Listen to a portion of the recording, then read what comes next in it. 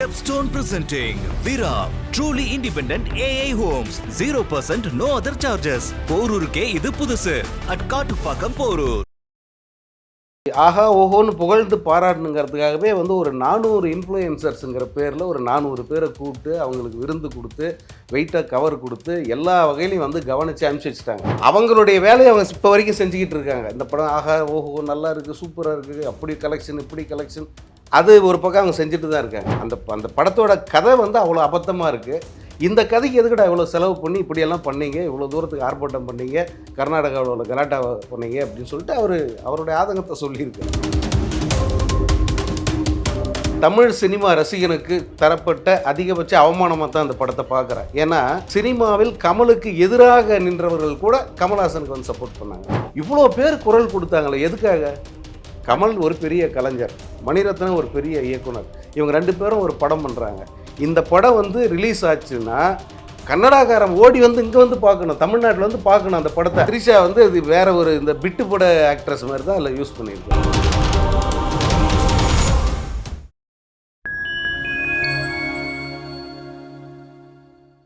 Fine times universe அனைவருக்கும் வணக்கம். இன்றைய சிறப்பு நிகழ்ச்சியில் நம்முடன் இணைந்திருக்கிறார் மூத்த பத்திரிகையாளர் திரு சங்கர் அவர்கள். வணக்கம் சார். வணக்கம்மா. நல்லா இருக்கீங்களா சார்? இப்போ ரீசெண்டாக ரிலீஸ் ஆன படம்னு பார்த்தீங்கன்னா மணிரத்னம் இயக்கத்தில் கமல் சார் தயாரிப்பு மற்றும் நடிப்பில் ஒரு வெளியான படம்னு பார்த்தீங்கன்னா தக் லைஃப். படம் பார்த்துட்டீங்களா சார்? பார்த்தேன். எப்படி இருக்கு சார் ரெஸ்பான்ஸ் வைஸ்? படத்துக்கான ரெஸ்பான்ஸ் முதல் நாளே போயிடுச்சு. ஏன்னா முதல் நாள் முதல் காட்சி முடியும் போதே அந்த படம் ரிசல்ட் எல்லாருக்கும் தெரிஞ்சிருச்சு.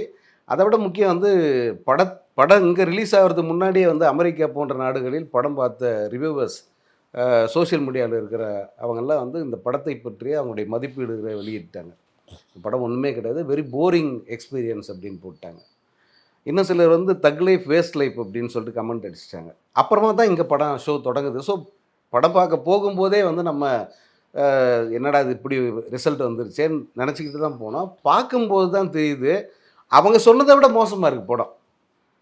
அவங்க சொன்ன ரிவ்யூவை விட மோசமாக இருக்குது படம். ஸோ அந்த முதல் நாள் விழுந்தது தான். அதுக்கப்புறம் அந்த படம் எந்திரிக்கல.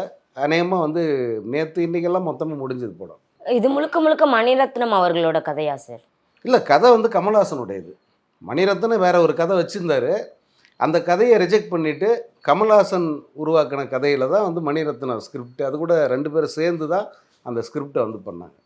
ஸோ அதனால் இந்த படத்தை பொறுத்த வரைக்கும் முழு அந்த முழு பொறுப்பும் யாருக்கு போகணுன்னா கமல்ஹாசன் மணிரத்னம் ரெண்டு பேருக்குமே ஈக்குவலாக சேரும். கதை என்னதான் சார்? அதை பற்றி நிறையா நெகட்டிவ் ரிவ்யூஸ் வந்துட்டே இருக்கு.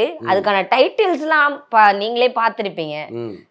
அதுதான் சூட்டபுளான டைட்டிலாக இருக்குமா? அது ரொம்ப பொருத்தமானது தான். அவங்க யாரும் ஒன்றும் மிகையா யாரும் சொல்லலை, இல்லை வேணும்னு திட்டணும்லாம் யாரும் ஒன்றும் சொல்லலை. இந்த படத்தை ஆஹா ஓஹோன்னு புகழ்ந்து பாராட்டணுங்கிறதுக்காகவே ஒரு 400 இன்ஃப்ளூயன்சர்ஸுங்கிற பேரில் ஒரு 400 பேரை கூப்பிட்டு அவங்களுக்கு விருந்து கொடுத்து வெயிட்டாக கவர் கொடுத்து எல்லா வகையிலையும் கவனித்து அனுப்பிச்சி வச்சுட்டாங்க. அவங்களுடைய வேலையை அவங்க இப்போ வரைக்கும் செஞ்சுக்கிட்டு இருக்காங்க. இந்த படம் ஆஹா ஓஹோ நல்லா இருக்குது, சூப்பராக இருக்குது, அப்படி கலெக்ஷன் இப்படி கலெக்ஷன், அது ஒரு பக்கம் அவங்க செஞ்சுட்டு தான் இருக்காங்க. இன்னொரு பக்கம் நடுநிலையாளர்கள், காசு கொடுத்து படம் பார்த்தவங்க, அவங்க தங்களுடைய கருத்தை ஆனஸ்ட்டாக சொல்கிறாங்க. அப்படி சொல்கிறதுல எந்த ஒரு மிகையும் நான் பார்க்கல. ஹானஸ்ட்டாக என்ன நினச்சாங்களோ அதை சொல்கிறாங்க. அதில் தப்பாகவும் எனக்கு தெரியல. அவங்க வைக்கிற தலைப்பும் சரி, அல்லது அவங்க அடிக்கிற கமெண்ட், இந்த படத்தை பற்றி அவங்க அடிக்கிற கமெண்ட், அது எதுலையுமே எனக்கு தப்பாக எதுவும் படல. லூஸ் சட்டை மாறன் அவர்கள் டைட்டில் வச்சுருந்தாரு, மாமனாரின். அதுக்கு அவர் தப்பாக ஒன்றும் வைக்கல. ஆக்சுவலாக அந்த மாதிரியான ஒரு கதையை எடுத்துட்டு அதுக்கு இவ்வளோ செலவு பண்ணேன், அவ்வளோ செலவு பண்ணேன், ஊராக போய் ப்ரெஸ் மீட், இதெல்லாம் ரொம்ப உச்சகட்ட அபத்தம். இதெல்லாம் அதைத்தான் அவர் அப்படி சொல்கிறாரு. அந்த படத்தோட கதை அவ்வளோ அபத்தமாக இருக்குது. இந்த கதைக்கு எதுக்கடா இவ்வளோ செலவு பண்ணி இப்படியெல்லாம் பண்ணீங்க, இவ்வளோ தூரத்துக்கு ஆர்ப்பாட்டம் பண்ணீங்க, கர்நாடகாவில் உள்ள கலாட்டா பண்ணீங்க அப்படின்னு சொல்லிட்டு அவருடைய ஆதங்கத்தை சொல்லியிருக்காரு.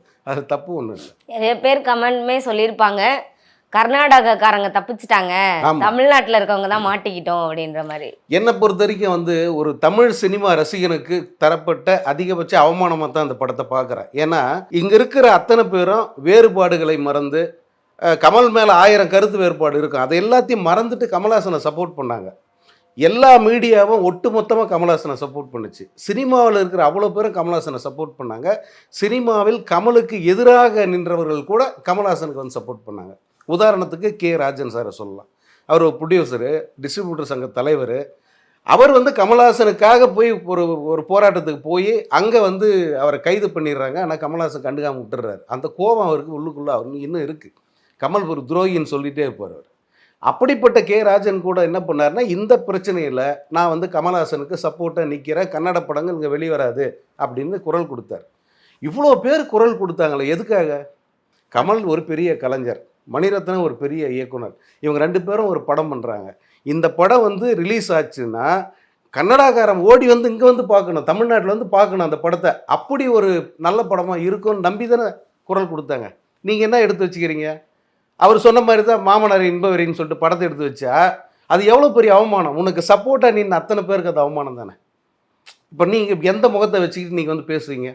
அவன் கர்நாடகாரன் இப்போ சொல்லுவான், நல்ல வேலை நாங்கள் தப்பிச்சிக்கிட்டோம், இந்த படத்துக்கடா எவ்வளோ பில்டப் கொடுத்தீங்க கேட்பான்ல. சிம்புவை இதில் வந்து வேஸ்ட் பண்ணியிருக்காங்களா? ஆமாம், சிம்புவை வந்து 100% வேஸ்ட் பண்ணியிருக்காங்க. இப்படி ஒரு கேரக்டருக்கு சிம்பு தேவையில்லை. ஏன்னா சிம்புக்குன்னு ஒரு பெரிய மாஸ் இருக்குது, ஒரு பெரிய கூட்டம் இருக்குது. அவர் வந்து 2ஆம் நிலை நடிகராகவே இருந்தால் கூட அவருக்குன்னு வந்து ரசிகர்கள் இருக்காங்க. இந்த படத்துக்கு வந்து அவங்கெல்லாம் பெரிய எதிர்பார்ப்போடு காத்துட்டு இருந்தாங்க. பட் அந்த பையனை வந்து எவ்வளோ முடியுமோ அவ்வளோ தூரத்துக்கு வந்து அவன் கேரக்டரே வந்து தப்பான கேரக்டரை காமிச்சிட்டாங்க. அதே போல் அந்த கிளைமேக்ஸில் அந்த முடிவு வந்து தேவையில்லாது. அவனை கொல்ல வேண்டிய அவசியம் என்ன இருக்குது அந்த பையனை? இல்லை, நிறைய பேர் சொன்ன வரைக்கும் கமல் அவர்கள் என்ன பண்ணாலுமே அடுத்தடுத்ததுல மீண்டு வந்துடுறாரு. 50 குண்டு பாயுது, 10 இடத்துல கத்தியில் குத்துறான், கழுத்தை அறுக்கிறான், என்னென்னவோ பண்ணுறாங்க. மலையிலிருந்து எங்கே ஹிமாலயாஸில் கைலாசம் மலையிலேருந்து தூக்கி பனிப்படலத்தில் போடுறாங்க. இந்த பனி புயல் ஒன்று வந்து அப்படியே அடித்து வந்து அவரை வந்து தாக்குது.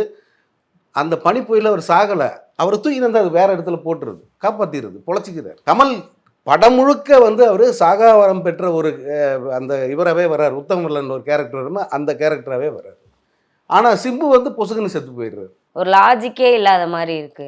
லாஜிக்குன்னா வீச என்ன விலைன்னு கேட்குறாங்கல்ல, அந்த மாதிரி இல்லை இருக்குது. திரிசாவுக்கு இந்த படம் எப்படி இருக்கு சார்? அதை தான் சொன்னேன். அது திரிஷா வந்து இது வேற ஒரு இந்த பிட்டு பட ஆக்ட்ரஸ் மாதிரி தான் அதில் யூஸ் பண்ணியிருக்காங்க. அந்த காலத்தில் அப்படியெல்லாம் படம் வந்துட்டு இருந்தது.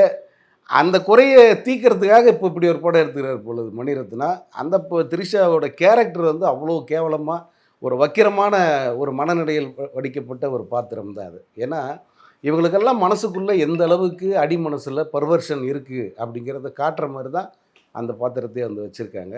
அதுலேயும் ஒரு ஒரு காட்சியில் வடிவுக்கரசி, அதாவது திரிஷாவோட கேர்டேக்கராக இருக்கிற வடிவுக்கரசி பார்த்துக்கிறவங்க அவங்க.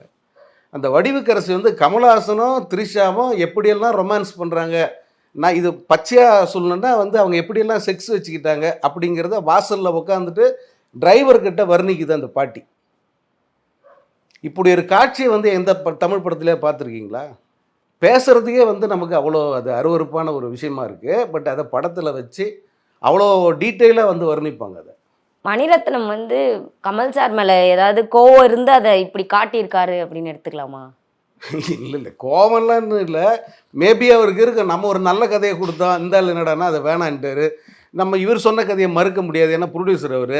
அதனால் வேறு வழி இல்லை, எப்படியோ ஒன்று எடுத்து வைப்போம் அப்படின்னு சொல்லிட்டு கெடுத்து வச்ச மாதிரி தான் அது தெரியுது. விண்வெளி நாயகா, அதாவது உலக நாயகன் பட்டத்தை திறந்து விண்வெளி நாயகான்னு இந்த படத்துல ஏத்தி இருக்காங்க இல்லையா? இந்த படத்துல அவர் எவ்வளவு பெரிய விண்வெளி நாயகரா இருந்திருக்காரு. அதான் அந்த கைலாச மலையிலேருந்து கீழே விழுறாரு, அதை தான் விண்வெளி நாயகான்னு வச்சுட்டாங்க போல. இப்போ தலைப்பு இது பாட்டு வரி, விண்வெளி நாயகா விடியல் வீரான்னா எதுக்குடா அந்த பில்டப்பு? என்ன சாதிச்சிட்டேன்னு சொல்லிட்டு உனக்கு இந்த மாதிரி ஒரு பாட்டு வரிகள், இதெல்லாம் ரொம்ப கேவலமாக இல்லை? விடியல் வீரான்னா எதுக்கு விடியல் வீரன் இவர்? அந்த பாட்டு மொத்தமும் வந்து அபத்தமாக தான் இருக்கும். அது நல்ல வேளை ரோலிங் டைட்டிலில் வச்சுட்டாங்க அந்த பாட்டை கடைசியில். நிறைய பாட்டுகள் வந்து பிட்டா தான் இருந்துச்சு, அதாவது 9-10 பாடல்கள் கிட்ட இருக்கு அப்படின்னு சொல்லியிருக்காங்க. ரீல்ஸ் பார்க்குற தலைமுறையினால பாட்டெல்லாம் ரீல்ஸ் மாதிரி பண்ணியிருக்காங்களா சார்? மேபி அவங்க ரீல்ஸாக கட் பண்ணி வேணால் தனியாக போட்டுக்கலாம். படத்தில் வந்து சும்மா சின்ன சின்ன இதுதான் போர்ஷன் தான் வச்சுருப்பாங்க. அதில் இவங்கெல்லாம் ரொம்ப ஆஹா ஓஹோன்னு சொன்ன அந்த முத்தமிழைன்ற ஒரு பாட்டு, அது பாட்டு படத்தில் இல்லை. ஆக்சுவலாக அந்த பாட்டு முழுக்க 100% காப்பி அடிக்கப்பட்ட ஒரு பாட்டு, ஒரு காப்பி சாங் இது. நம்ம இசைஞானி இளையராஜா வந்து பாரதின்னு ஒரு படத்துக்கு மிக பிரமாதமாக ஒரு பாட்டு போட்டிருப்பார். அது கும்மி பாட்டு, பாரதியாரோட கும்மி பாட்டுக்கு அவர் வந்து அந்த மெட்டு போட்டிருப்பார். அந்த மெட்டை வந்து இம்மி அளவு கூட மாற்றாமல், ஒரே ஒரு ஸ்வரம் கூட மாற்றாமல் அப்படியே வந்து பயன்படுத்தியிருக்கார் ஏஆர் ரஹ்மான் அந்த படத்துக்கு.